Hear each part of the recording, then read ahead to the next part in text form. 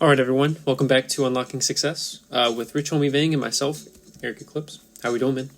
Howdy ho, Mr. Hanky. the Christmas Pooh. He loves me and I love him. Damn, that shit's OG, bro. What'd you think of that episode? Great episode. Yeah, it's Funny episode. Season 1 of South Park. I think like episode 8 or something like that. It's crazy how far like the animations come. I know we talked about this previously too, but yeah, the animation for South Park when they first started as to now, it's like, damn. I always forget too that show has been running 25 seasons, I think. Just wild. And they still come up with some funny shit. Even though I don't think the new ones are as good as the old ones, but that's beside the point. It's like same thing with like SpongeBob, man. There was those that middle chunk of the show as an entirety. Those middle seasons are the best. It's like season 8 to like season 15. South Park are just prime. Yeah, it's like the rerun episodes they always just had playing. Yeah, man. Probably the best ones. Those are the shit. But we're not here to talk about South Park, man. We're here to talk about getting your money right. And Mr. Homie here is going to talk you through some things. So take it away, my brother. Just like Eric said, we're going to talk about money today. A big part in unlocking success.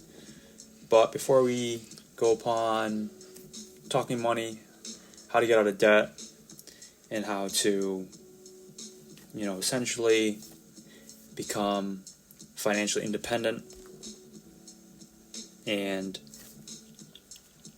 achieving financial freedom, there's just some questions that you have to ask yourself, but we're going to be asking you, the listeners.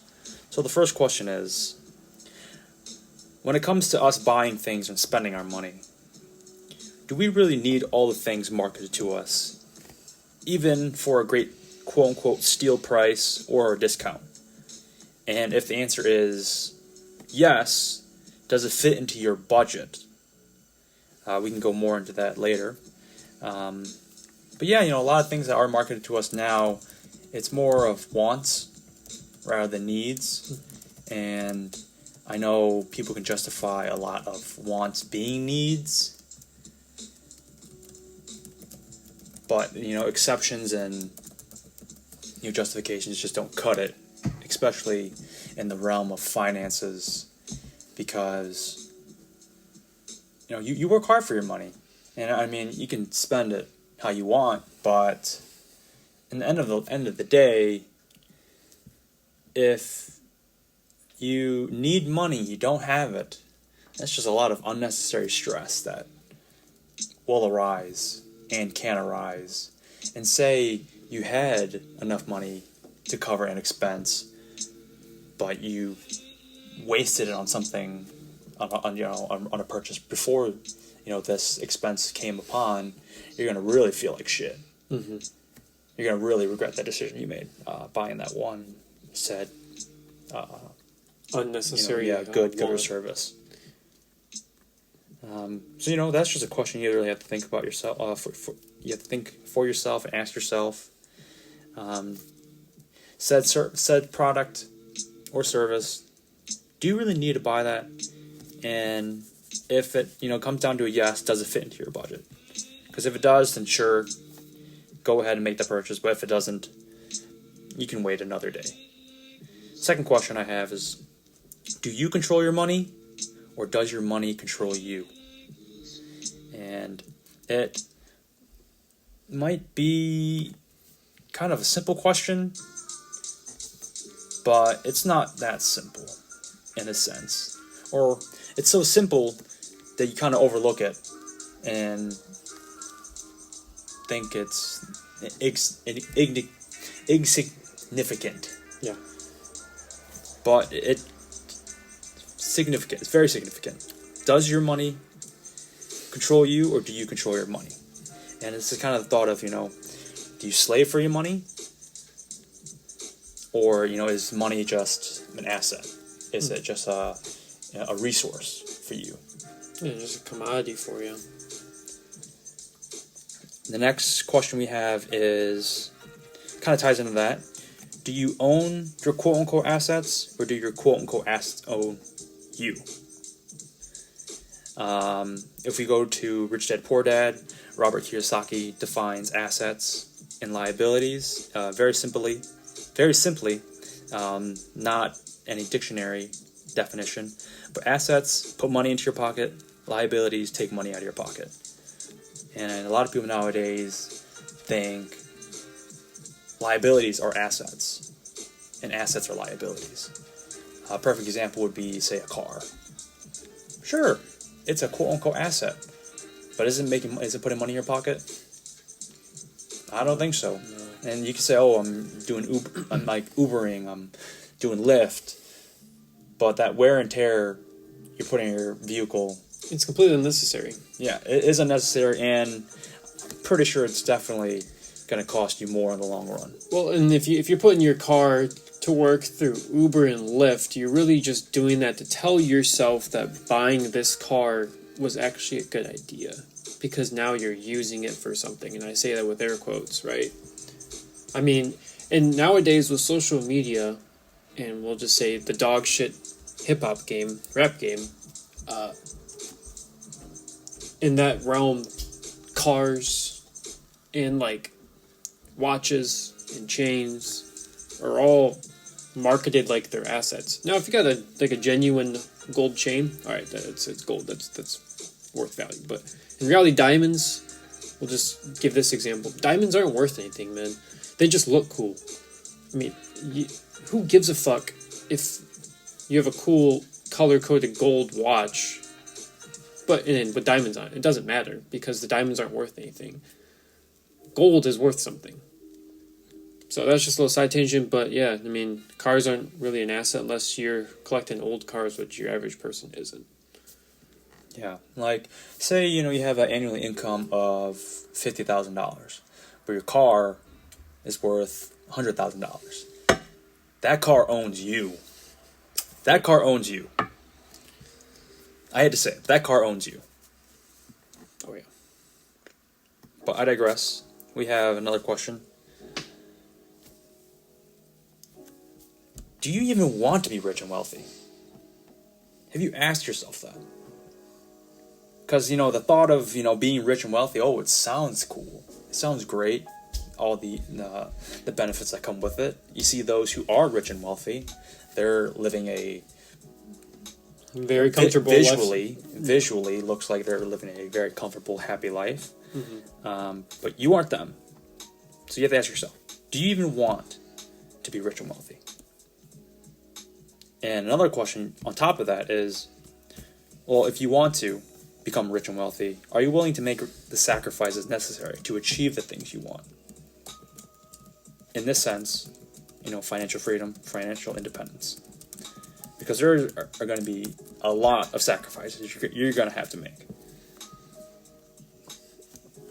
And then the last question I have is, have you even asked for the things you desire? Most people, they say no. And my response is, well, you probably don't have what you want because you never asked for it. So you might as well just just ask for it. Mm-hmm. And it's not like necessary in asking an individual for the things you want. You have to ask the world for it. You got to put it out there in the cosmos. Yeah, you got to ask yourself subconsciously. Like, give yourself the thought. You go into bed, right? And I've heard it's actually a good practice to keep up, is ask your subconscious mind questions every night. Not like extremely literal things, and not necessarily rhetorical questions, but, and you can look more into this because I'm not explaining this too well. But just ask your subconscious questions, and it's essentially what he's saying here. Ask yourself, do you want this lifestyle? Ask yourself, can I have this? And over time, if you continue to ask yourself things and continuously bring these things up, you're going to want to work harder and harder and harder towards achieving that thing. The biggest thing that you can do is, if you decide that you want to live a wealthy and rich and successful and comfortable lifestyle, is feed yourself thoughts and visualize and look at things that are a part of that lifestyle. I'll link the channel in the description, but a great one is Vybo on YouTube. It's a good starting point to understanding what you might want. That's what I personally started off with.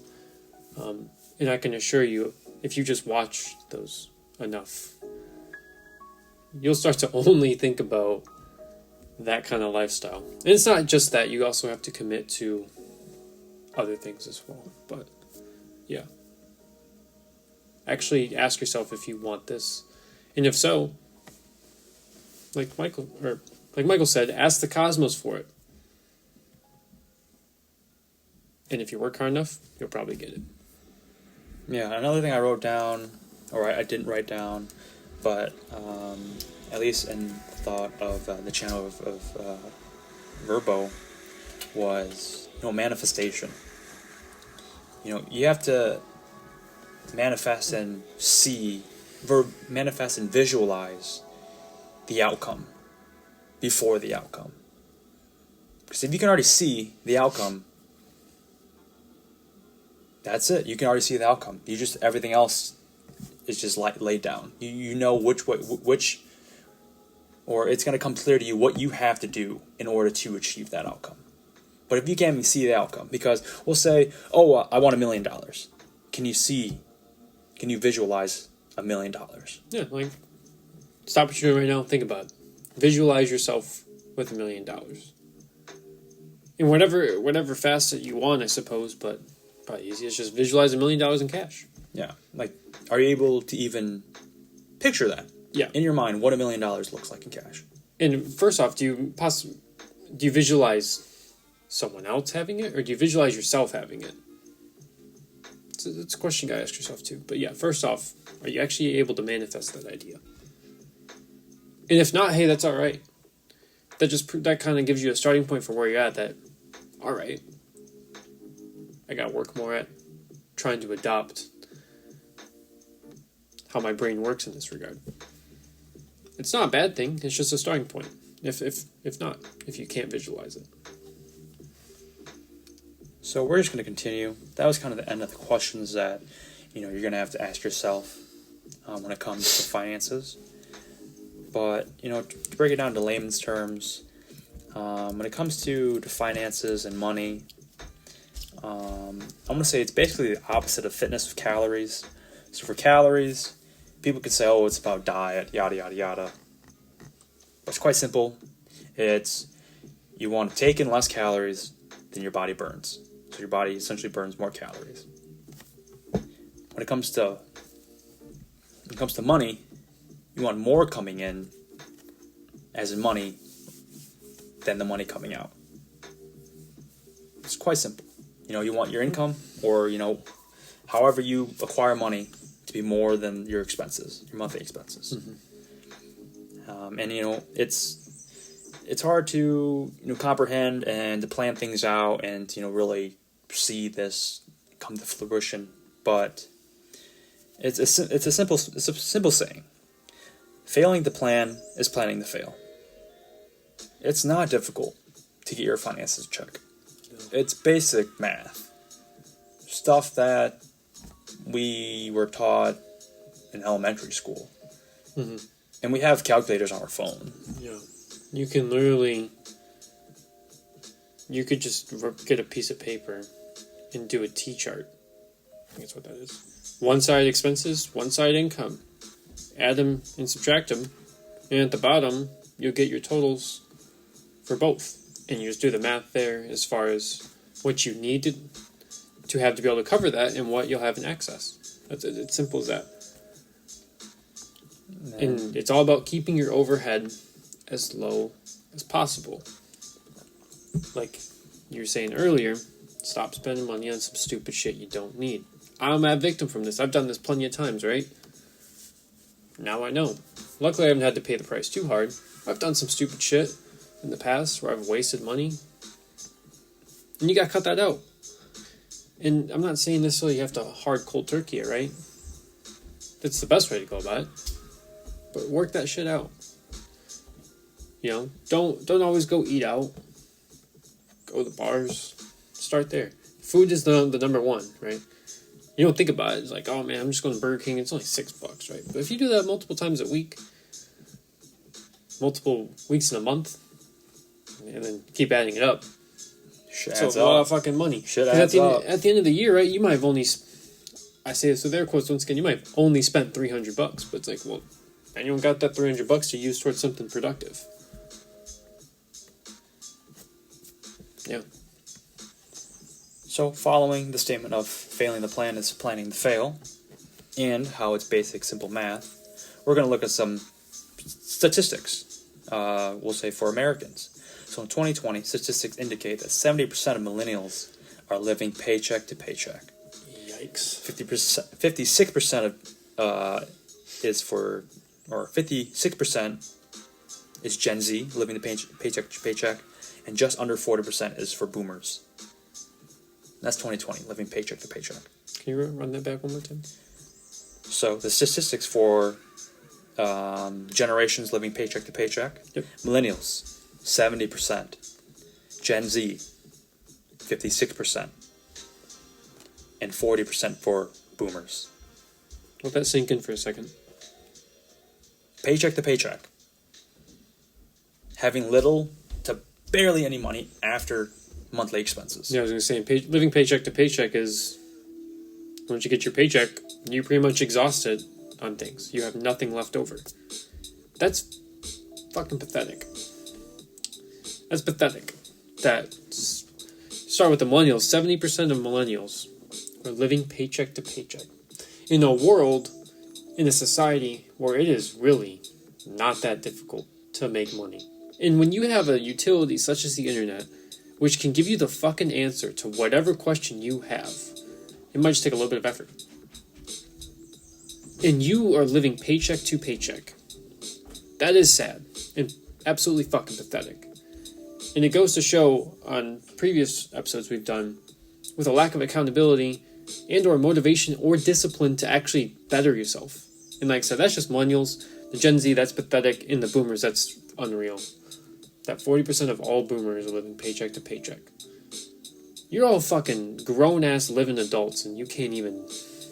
I'm just going to stop there, but yeah. Let that sink in. We said it's basic math. All you need is a calculator. And I know back in grade school they were saying, "Oh, you're never gonna have a calculator on you at all times." That's a fucking lie. We got our phones, calculator on us at all times. Literally. But I'll continue with the statistics.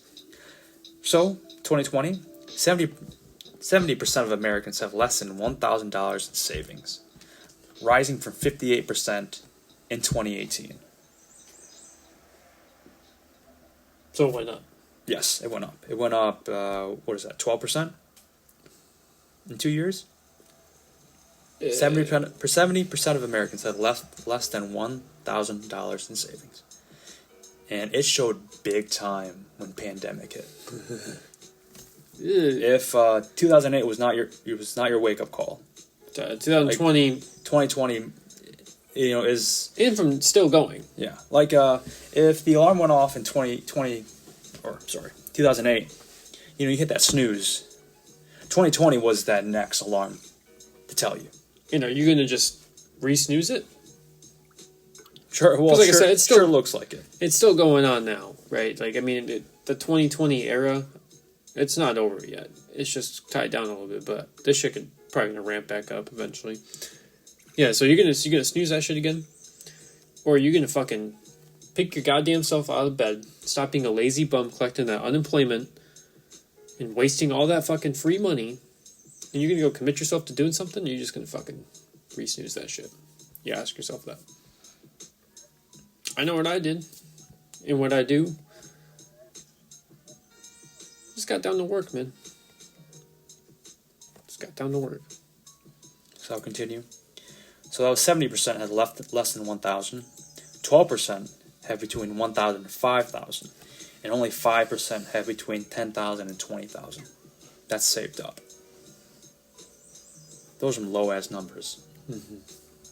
It's pitiful. So, in conclusion, the majority of people do not have money. Mm-mm. They're all faking it. It's all a facade and a front. Yep. To try to look rich rather than be rich. Yeah. The majority of people are broke.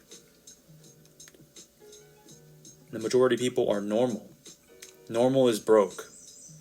Please don't be normal. You don't want to be normal. You don't want to be normal. Being a sheep doesn't get you anywhere, man. We talked about this last time, but yeah. Don't be a sheep. You know, it also goes to show you how it's being framed that they're trying to bring the top percent and the low class closer, right? In gap in wealth. But anyone with a goddamn brain knows that shit's just getting farther and farther apart, and that stat shows you right there. Yeah, every attempt they try to close the wage gap, it just increases it. It gets bigger because, yeah, we're not going to get in that conversation necessarily, but yeah, it goes to show you that it's just getting bigger and bigger, and going to continue to for years to come. Yeah, the rich stay rich for a reason, the broke stay broke for a reason. Yep. But that's kind of all I have for statistics. Now we're going to go into how to get out of debt and essentially start getting your money right. So these are 7 baby steps from Dave Ramsey. You guys can have whatever thoughts you want about Dave Ramsey. Personally, I like these steps for getting out of debt. His steps for investing are up for debate. You can invest how you want. But we'll start with number 1. Baby step number 1, getting out of debt. Start an emergency fund of $1,000. And like we said, 70% of Americans have less than that. You don't want to be that statistic. And I already know, an emergency of $1,000. What can $1,000 really cover?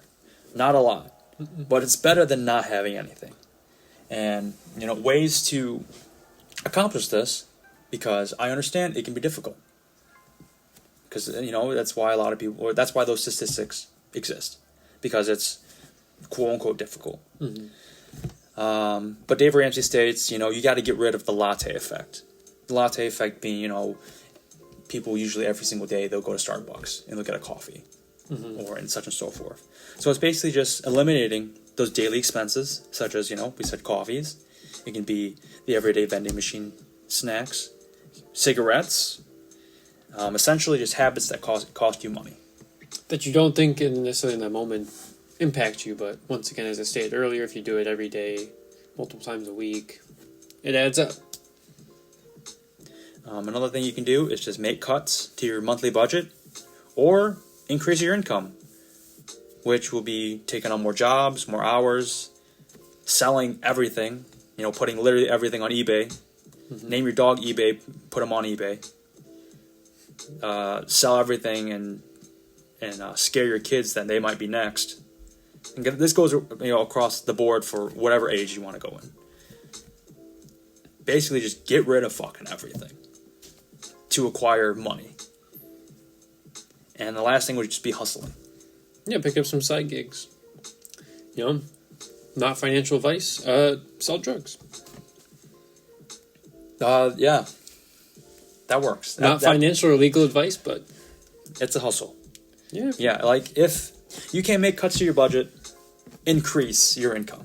Because, there's definitely scenarios where, people's expenses, they really can't do anything about it. That's just what it is. I shouldn't say they can't, but it's not that easy. So, okay, those are where they're at. That's fine. Let's pick up something else. All right, the easy problem or solution: just get another job of some sort. Just get another job before you have to sell your kids or something like that. Jokes aside, but and be a drug dealer. But if that's what you gotta do, it's what you gotta do. Yeah, I get it. It's gonna be hard. You're gonna want your free time. But you ain't got no free time if you're in debt. If you ain't got no money, you ain't got no free time. Yeah, a good analogy to use is in a fight, right? You might be tired, you might be hurt, but at the end of the day, there's time to recover later. If you say, well, I don't want to have any free time. Well, if you don't get rid of your free time now, then you're never going to have free time. If you use your free time now, you're going to have more than enough free time down the road.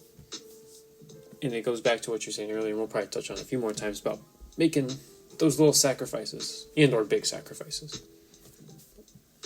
Yeah, like we were saying, if you have a $50,000 income and you have $1,000 or $100,000 car, you gotta sell that fucking car. Yeah, You gotta pick up some hoopties. $1,000 car. Yeah. Some at least something like that. And if you take the loss on the car, then the lesson learned. Yeah, or like we'll say, if you owe money on that car, you sell it for less, you have to take a loan just to cover that rest. At least that debt is consolidated to a smaller number. Like you are still in debt, but it's definitely not as the big number. So if you're thinking about buying some fancy ass cars, but you ain't got the money for it, it's time to start looking for some hoopties. Yeah. Essentially, a car is to get you to and from a place. Exactly. Later on when you got money to spend is when you start spending money on cars. Yeah. Tell yourself that. At the end of the day, or if you can use public transportation, do that. A car's job is to get you from one place to another. Who gives a shit what it looks like and all that? Can it do that job? Yes or no? Yeah, and if you think, getting that sick car is going to help you pick up some bitches, you ain't going to be picking no bitches. You're going to be picking up gold diggers. And they're going to take more money, even more money out of your pocket. Yeah. Than what you thought it was going to bring in.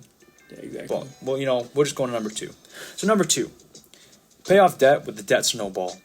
So you have to list your debts from large to smallest and start attacking the smallest with everything you have. Attack it with a vengeance. That just means, throwing everything you have towards the principal. But, this is the key point, you must keep making the minimum payments on all the rest. Mm-hmm. And depending on how much debt you have, it can take a long time and be very difficult. But it will speed up once you start paying things off. Mm-hmm. Make minimum payments for everything, but the smallest one, throw all your money at it. Make principal payments, pay that one off. Yep. Then you don't have money going to that one, go to the next one. And that's the debt snowball. You start getting on a roll. Mm-hmm. Start paying things off. Yeah. The best principle is just don't get to that position, but if you do, that's the best way to go about it. Focus all your resources on the one to get rid of it. One at a time, down the list, you're just cutting these losses. Just getting that out of the way. But, obviously, the best practice is don't be in that position anyways. Just pay your goddamn shit on time and don't put yourself in that spot. But yeah. So we have number 3. So after you use a debt snowball, pay off all your debt. We'll say the one you probably won't be able to pay off is going to be your mortgage, but we'll get down to that. So after you use the debt snowball, pay everything off. Now you have to start saving 3 to 6 months worth of expenses to cover unexpected expenses that may occur. So it can be injuries, yada, yada, yada. But 3 to 6 months of expenses saved, you'll be in a great position. This is on top of that $1,000. Yep. The emergency fund is, strictly emergency fund. You'll be able to cover partial of it. But, you got your debt paid off. You don't own that debt. Now you have money to start accumulating and saving for 36 months. So whatever happens, you are covered. Because typically that's what happens. Like a lot of stress comes up when money gets involved. Money is a very stressful topic to talk about. It's like life or death, really. And say, unexpected event occurs, say like your tire blows out and it costs money to repair your tire. I just had that. If you don't have the money, it can be very stressful. It's like, oh, how am I going to be able to afford this, get all fixed? Like, I need that car to get to and from work, yada, yada, yada. But if you have this money saved up, it's like, oh, fuck, I don't care about the price. I'm just going to get this fixed, be on a roll. Mm-hmm. I can have a personal example for this. Like, something happened with, what was it? I think it was one of my ball joints on my car, and basically I couldn't do anything about my car. My car was just stuck there.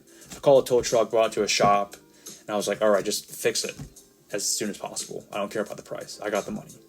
Told one of my family members, my dad, and he was like, oh, that's how they're going to upcharge you. You're going to lose money and yada yada. I'm like, I don't have a car. I have work the next day. I've set schedule for work.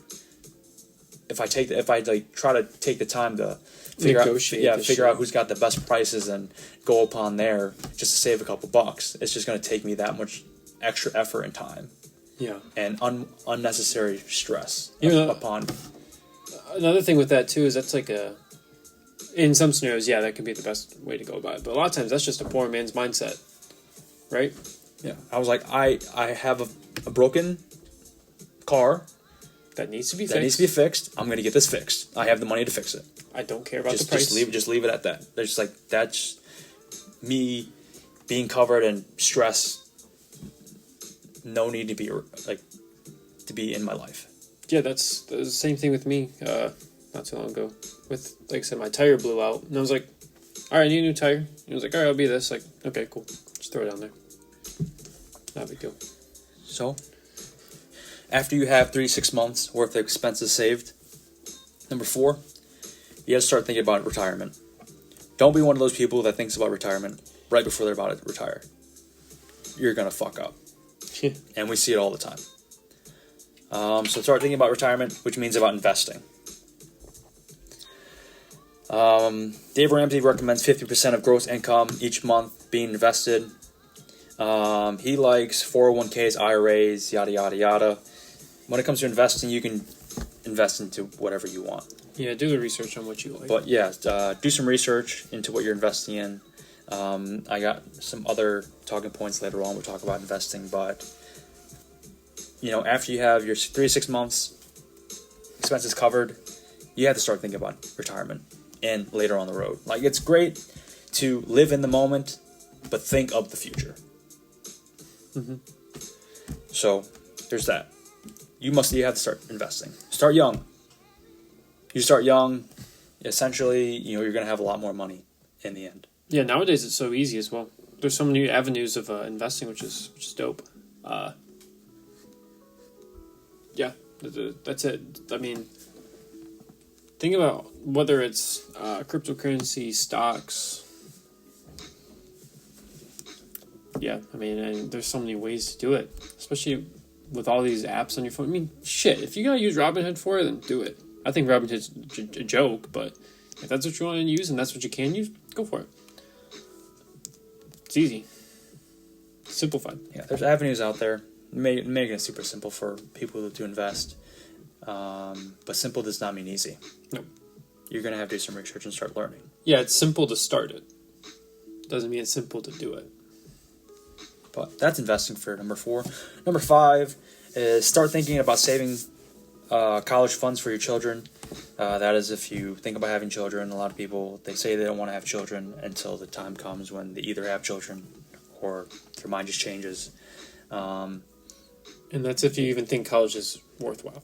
Yes. But, on the thought of the college funds, it's either going to be, you're going to be, planning, saving for that, and essentially teaching your children about finances so they don't have to be, a sheep and go the normie route in getting college loans or student loans. For the liberal arts degree. Yeah, because, we've seen it time and time again. There's people who...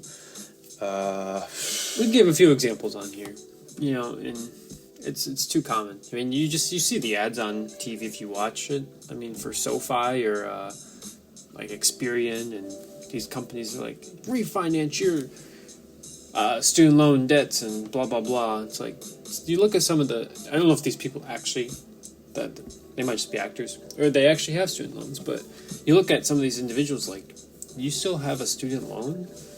Yeah, I remember back in high school, our English teacher, she was saying, "Oh yeah, I'm still paying mine off, and it's going to be a couple years until I get that paid off." I'm like, Jesus Christ, holy shit! Like, you're fucking old. That's unacceptable to me. And I think that's what student loans is the one debt you can't get away from. I think that's what they were saying. Yeah, you probably can't. You mean like file bankruptcy? Yeah, probably makes sense. The colleges gotta get their money. Yeah. So that's number 5. If you think about having children, think about starting college funds. Number 6, pay off your home mortgage and own the place where you live. People say the grass that your house resides on after you pay it off is a lot different than when you don't own it. Yeah, that can be flipped both ways too, depending on your lifestyle, right? Because houses, it can be an asset, it can be a liability too. There's some scenarios where just if you like to be on the move, don't waste your time owning houses necessarily. You just rent, but that owning your house, that's the best way to go about it. But always remember too, you don't have to do it that way. You can jump rent to rent, but that's more so, like I said, if you're constantly on the go and you got plenty of money just to rent places, right? Yeah, and it being number 6, that's your whole mortgage is probably gonna be the last thing you'll get rid of, quote unquote debt that you're gonna have to get rid of. Yeah, and if you're already pretty much set up for the rest, if you're following the steps, because the steps are listed in a specific way. You'll have a ton of extra money just to literally throw in the principal and pay that shit off. Yeah. And then boom, you own a house. You own your house. Yeah. You own a piece of property that, depending on where it's at, is going to appreciate in value, and you can do a plethora of things with that. Obviously, you can live there, you can rent it out to people, you can just use it spontaneously, and depending on where it's at, it's probably going to grow in value more so than somewhere else, in which you can eventually probably flip that for more than what you paid for. A lot of different avenues you can go with once you own an actual asset. Yeah, which is cool. Those only open if you own that house. Yeah, if you take the steps to owning it. Yep, exactly. Then we got the final step, number 7. You live and you give like no one else because you can. Mm-hmm. Once you own no debt, you're basically financially free, financially independent. You can live and give like no one else. And the saying is, it's give, then you shall receive. Not receive, then give. And I know we already touched base on this. People will always say, well, if I don't have anything to give, how am I going to receive? We're not talking about money. Money's great. You can give money. But if you don't have any money, as a lot of people like to complain, there's things called service. You have typically 2 working legs. 2 working arms. 2 working arms, like a body that can do work. Working heart, you're functional. It's give and then you receive. Yeah. And that's the thing. Like, when you live, you can give like no one else. Because no one else can. Mm-hmm. Because everyone doesn't follow these steps. And, they're just a part of the statistic. You don't want to be part of that statistic. And that right there is the 7 baby steps to get out of debt. Formulated by Dave Ramsey. So when it comes to, basically being frugal and, getting locked in with your finances, because like we said, you're going to have to cut out all that bullshit. You're basically, if you need more income, you're going to be working, we'll say 80 hours a week. Like, I know full-time is 40 hours, but hold on, let me see. You're going to be working more 24 than what hours in a day, are. 7 days a week, that's 168 hours. We'll say, fuck it, you're working 168 hours. It's going to suck, but you're getting out of debt. You are getting out of debt. And now it sucks, but in a few years from now, man, you're going to be living good. As long as you don't fuck up, which that's on you. Yeah, all you're going to be doing is working all the time. You have no time to go out, no free time, no hanging out, no yada, yada, yada. Yeah. People, family members are going to make fun of you. They're going to think you're crazy. They're going to think you need counseling. But in the end, you're going to be laughing you at will them. always have the last laugh. Yep. You will always have the last laugh. I can attest to this. I remember back in high school, or just say in the past, I'd get invited to do, some activity that costs money, and I'm like, I don't want to be spending money on that. I don't want to do this. People make fun of me. They say I'm broke. You're like, oh, because you're broke. You're so cheap. Look at me now. Tables have turned. I'm not calling you guys broke or cheap. I just let the results show. Like the people who talk down to you, in the past, it's I don't even have to say anything to them. They're not worth your time, man. Because they're in the position that they thought I was in. Yeah, I know we've had the conversation before, but it's beautiful, really, to look at a lot of the people that we maybe grew up around and see just from a surface level, not really even having to talk to them. Just from a surface level, seeing where they're at as opposed to like where maybe I'm at. They're probably the same, but I know I'm doing better. Am I where I want to be? Fuck to the no, man. This process ain't. I've only been at this for a few months now, right? I mean, this is a long process. It's a lot of work, but I know that I'm on a way better path than any of them are. And once again, this isn't no. Obviously, I'm not going to name any names, but this isn't a diss to no one. It's just having the last laugh, basically. That's it. Yeah. Another thing I can say is like, when you get the money, people are going to be asking for handouts. Mm-hmm. But we'll say for me, people were already asking for handouts when I was quote unquote broke, and it took them forever to pay me back. People are still in debt to me. But with the 2020 whole situation went on, I'm like, also with me seeing those statistics, it's just like, oh yeah, those people definitely need the money more than I do. I quote unquote just forgave them of their debts. It was only a couple $100, but it's like shit. If you can't even just repay that, you got problems. You got problems. Couple $100, really? You can't pay someone back a couple $100? I mean, if I owe you money, one, I'm gonna be like, all right, when do you want it? Because it's not my choice. It's whoever loaned me whatever. When do you want the money? I'll be like, all right, I got you. I'll get to you then, if not before. Because you just want to get those weird debts just off the table as soon as possible. You don't want to have to deal with those outstanding things because you know what? It's the random things that you'll end up forgetting about. And you'll be like, oh shit, wait, I got to pay that guy still. Or, oh shit, wait, I got to pay for that still. No, just take care of it right away. Yeah, and it's like you're taking a loan from a bank. You got consequences. You got interest. Yeah. You going to like someone a personal friend, family member, yada yada yada. Typically, there is no interest. But you lending money or people lending you money. We'll say for you lending money out to people. We'll say family members, friends. Mm-hmm. Most of the time, it's like they'll avoid your phone calls, avoid contact with you. Yeah, there's a different consequence when you're dealing with a person that you personally know. It's more of an embarrassing thing, really. Like if you were to loan me money and I couldn't pay you back for X amount of time, that's embarrassing, man. And like now it's awkward. Yeah, and if I see you, it's like, oh, you still owe me a bunch of money, and you're here doing this, but you still owe me money? Like, what the fuck, man? And the person who's in debt to the debtor, they want to make the lender sound like the annoying one. It's like, why you keep calling me trying to get this money? But yeah, but it's just like, you owe me money, homie. You owe me fucking money, and like, it's not even that it could be a large amount. If it's a larger amount, it's actually more understandable. But it's with these small amounts, man. It's like, oh, it's only $100, man. Why do you want that? Because it's my fucking $100 that I gave to your bum ass that you can't pay me back on. Don't be that guy. If someone loans you $100, just keep an easy number. Give them that $100 back as soon as possible. And also, it helps your rep, right? Because that person, if need be again, they'll probably be more willing to give you that. Because like, all right, wait, hey, I did it before. He paid me back right away. No problem, no excuses, no further questions. I mean, like, I know for sure if you needed it, I'd give you that $100 right away. Because I know you're going to pay me back ASAP. Yeah, I wouldn't hesitate. Me neither.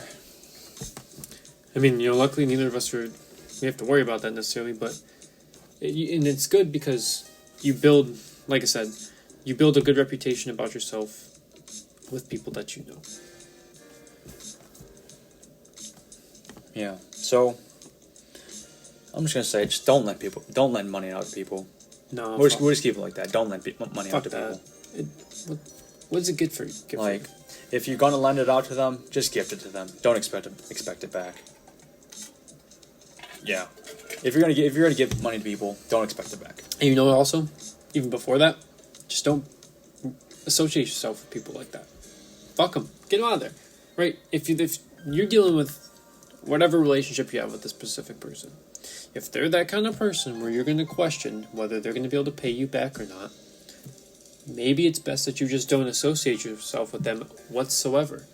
then you know what? Then you're gonna never have the problem. Because if for some reason if they came out of the blue and like, hey man, can I get some money from you? Like, no man, I don't even fuck with you in the first place. Get out of here. As opposed to if it's a good buddy of yours, it's awkward now for you if you say no. Or if you hesitate. So once again, just don't associate with those kind of people anyways. So, it's a little bit of a rant, but now we're going to be diving into highlights from The Richest Man in Babylon by George S. Clason. I'm going to say this is a great starter financial independence book. It's written kind of like a Shakespearean novel. It's kind of got that type of language, but it's a great book. I fucking love the book. So these are some of the highlights. So essentially, we have Dave Ramsey's about getting out of debt. This one will kind of help you acquire and keep more money. I'm going to say it's kind of a continuation. And if things sound repetitive, it's repetitive for a reason. It's probably right. But we'll start with highlight number 1. Pay yourself first. At least 10% of all earned income is yours to keep and save. Or invest if you so choose.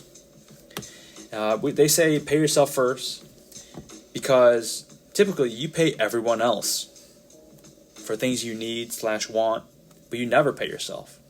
You get a monthly income, and then you have your expenses, and then whatever's left is yours. They're saying you have earned income, take that 10% because it's yours, and then you go pay your expenses. And number 2 is wealth is not a matter of income. Because essentially, most of the time, it's increased income usually leads to increased spending. We can say for people who get raises at their jobs. Like, okay, I got a raise. Now I can spend more. I can spend more. Oh, I can reward myself with, getting into debt for this stuff. And, it just basically evens out. Like, we'll say, the top middle class earn, like, the upper middle class, right, like the doctors and such. At least $100K. With their high earnings, they got some high expenses as well. Yeah. Because, they justify it. Because, I make this much money. I can spend this much money. Look at me. I'm a doctor in a lab coat. Like, bitch, you ain't shit. Anyone can go be a fucking doctor. Yeah, so wealth is not a matter of income. It comes to number 3. You must control your expenses. Essentially, you increase your income and decrease your expenses. You have to live below your means, which means being frugal and minimalist. And another way to control your expenses is keeping track of your expenses. Like Eric was saying, make that T-chart, or just make a list. Spreadsheet, even there's so many avenues you can do it. You have to keep track of your expenses. No excuse. You can't manage what isn't measured, so you have to measure it, and also don't take on bad debt to finance your expenses. Your income has to be enough. Yeah. If your expenses are too high, decrease your expenses. Yeah, always round up too. If you can't decrease your expenses, increase your income. It's quite simple. Yeah, always round up with your expenses and round down with your income. That's how I do it. So, now we have number 4. Goes to investing. So invest in places you are knowledgeable. Ask for his advice, but only take advice from experts or people with experience. Yeah. To invest blindly is like going to the casino and hoping to win. Yeah, hope is not a form of risk management. Just always remember that. Hope is never, ever, in any circumstance, make a decision based off hope. Never. Especially in investing. Like you were just saying, don't go ask your friend that can't pay you back $100 on what they think about this investment idea. Because probably they fucking suck at it. So. Yeah, it's like, we've already said this for, taking advice from people. You wouldn't go to a fat person for fitness advice. No. You wouldn't go to a basketball player for baseball advice. Yeah. It just doesn't make sense. Yeah. Exactly. You don't go to a gas station cashier for advice on investing, probably. Yeah. I mean, you really shouldn't take investing ideas from anyone that you really don't know. And even then, you gotta interview this person, really. I mean, just because someone works at a bank doesn't mean they know shit. Always remember that, too. From personal experience. Because I worked at an institution. I worked with people there. And the amount I knew compared to them, it's not even comparable. Yeah, not even close. No, it's not close. So, if you're going to go see someone about investing, interview them. Ask them questions about what you're interested in. If you're interested in cryptocurrency and you're going to talk to someone at a bank to help you invest, ask them about it. See if they even know what the hell you're talking about. Don't just, first off, ask them about Bitcoin and see what they say. Then you can ask them about Ethereum. Oh, maybe then you can ask them about Kusama or something like that. And if they happen to know about that, cool, this might be your guy. But so, invest in places you are knowledgeable, or get advice from people who are knowledgeable. Yeah. Number 5, another place to invest is in yourself. Yeah. To increase the ability to earn more money. You have to learn and grow, essentially, to do that for your finances. And to do that, you can read books, you can attend seminars / courses, you can watch videos. If you're not growing, you're dying. And I get it. You've been indoctrinated to fucking hate reading, ever since grade school. Fine. There's audiobooks. Yeah, audiobooks are fine. If anything, you can make the argument that audiobooks are better. Because there's no third party with audiobooks. It's just going straight to your ears. And yes, reading it's something to do, but like I said, with audiobooks, that audio is going straight in your ear. There's nothing stopping it. Yeah, the return on investment for books is unlimited. Literally. Unlimited. There's no cap to it. So stop making excuses. If you don't like to read, listen to an audiobook. And if you don't like that, then stop being a bitch and do 1 to 2. And then we have number 6, another part of investing. The power of passive income. So we go to, step number 1, paying yourself first, at least 10%. I want to say, that is bare minimum. That's what we say, at least 10%. You can, pay yourself even more if the budget allows it. But the power of passive income. So basically it's step 1, paying yourself first. But you have to have that money, the money you invest, work for you, to earn more money, which works for you, to earn more money that works for you, and so on and so forth. It's a repeating cycle. Mm-hmm. And then we'll say down the line, once you have that money making more money for you, then you can start purchasing, your desires and wants. But that's just the power of passive income. Yeah. If you can't find a way to work or earn money while you sleep, you're gonna be working until you die. I think that's what Warren Buffett said. Yeah, and just to throw it in there now, it's good you gotta invest in things that you understand, but you also have to understand that these equities, these stocks, currencies, they're not always go up. The price doesn't always go up. So you have to make sure you don't overinvest. Always have enough excess cash to cover your downside. Because at the end of the day, unfortunately, your world still revolves in dollars, right? No matter how much, whatever stock in Amazon you have, that doesn't do you any good if you need money. So just keep that in mind. Remember not to overinvest. Because in that regard, you always have to be in the now. Because you can't always look to the future. I've fallen victim to this. Keep that in mind. So we have number 7. Guard your money from fatal loss. This can mean like scams, get-rich-quick schemes. This could also include yourself. Or like casinos. It's better a little caution than a great regret. So you have to guard your money from fatal loss. Because, we can say, like, all right, I have a love-hate relationship with banks, but say if you have all your life savings, just under your mattress, your house gets robbed. You're fucked. You're fucked. Your house burns down. Yep. You're fucked. Just put your money in different places. Whatever, you have to be smart with your money. Yeah, diversify it. In these scams, get rich quick schemes, casinos, it's human behavior. That's why we're saying yourself. Like some people just they want to splurge on their spending. They're shopaholics. It's it's not a money problem. It's a behavior problem. Yeah, right. That money doesn't make that choice for you. You make that choice. So that's number 7. We have number 8. The goddess of luck favors men of action. So basically for this, it's do or do not. There is no try. Yep. You miss 100% of the shots you don't take. So take the shot. Think of the saying, the goddess of good luck favors men of action. You have to do it. Yeah. We'll say there's 2 people, and we'll say the probability of success is the same for those 2 people.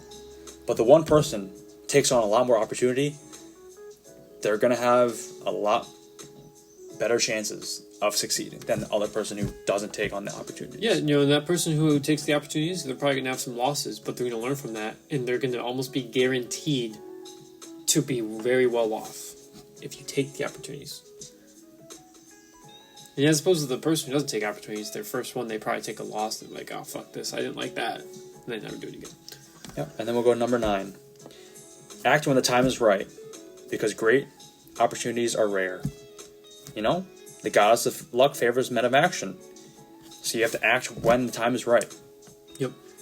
And that's why your earlier point about having cash reserves saved up is a very vital thing to have, right? Very vital thing to have.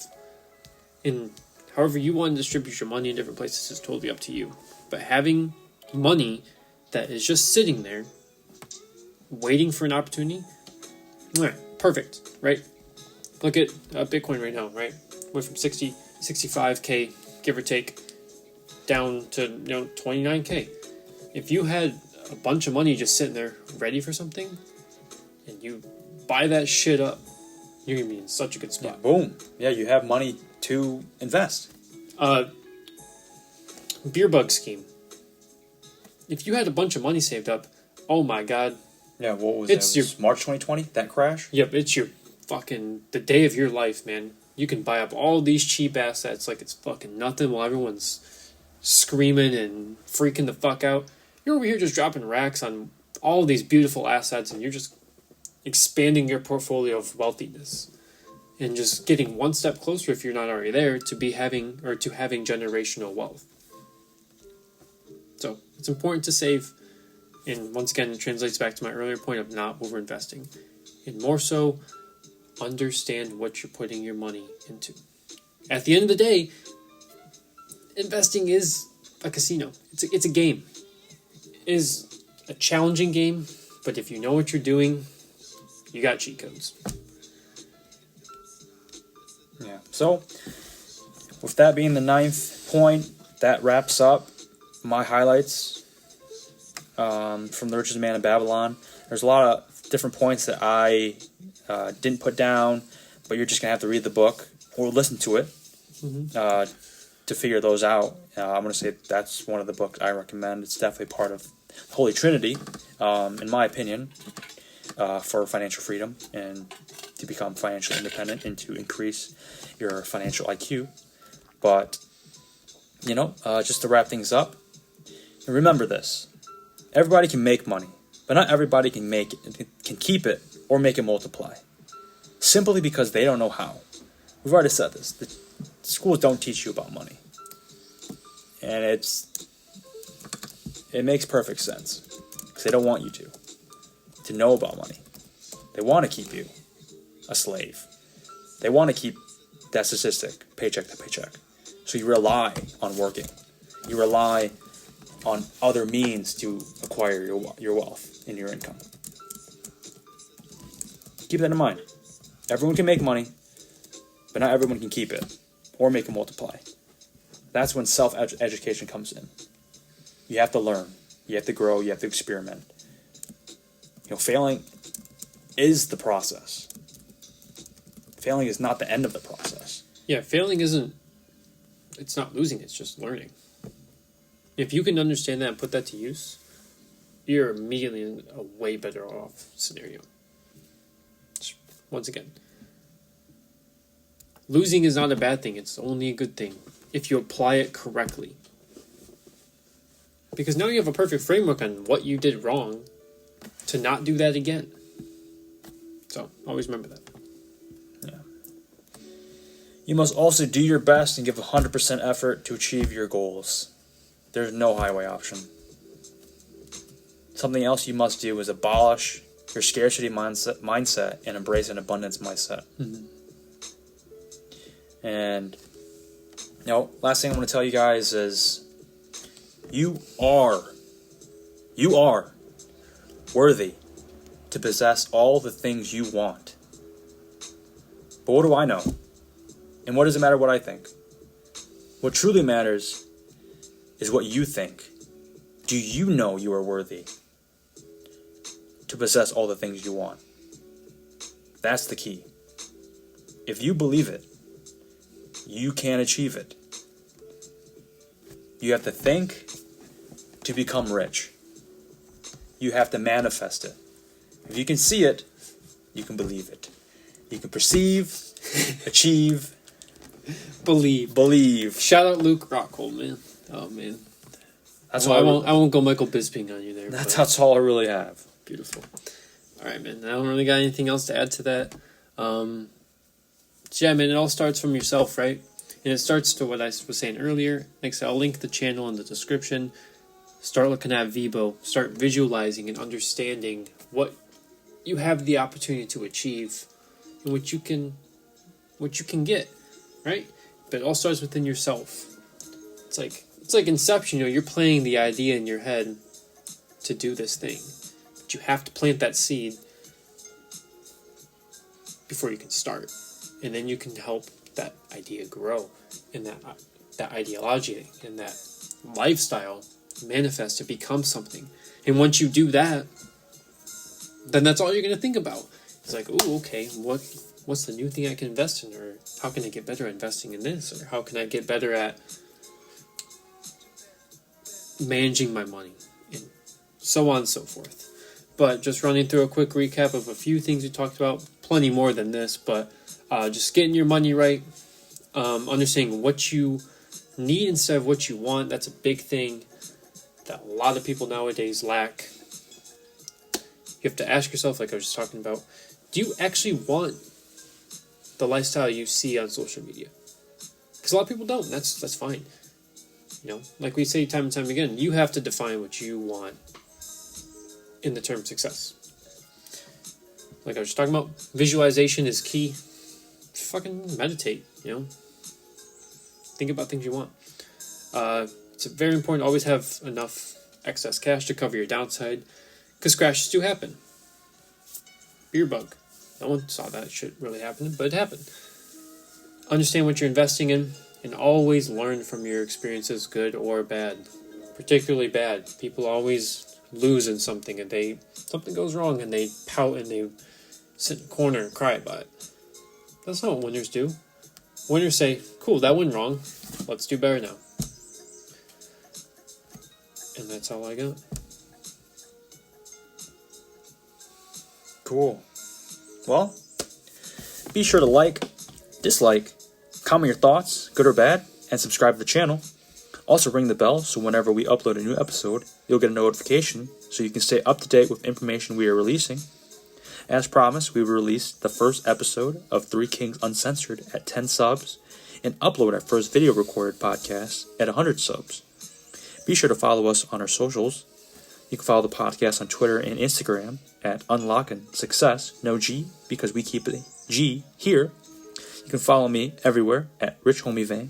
You can follow Eric on Instagram at Eric_Eclipse and on Twitter at IamTheEclipse. And that wraps up the show. Hopefully you enjoyed and are one step closer to unlocking your definition of success. We love you and appreciate all the support. Take care, keep striving, and believe in yourself, because we believe in you. Take care. Farewell.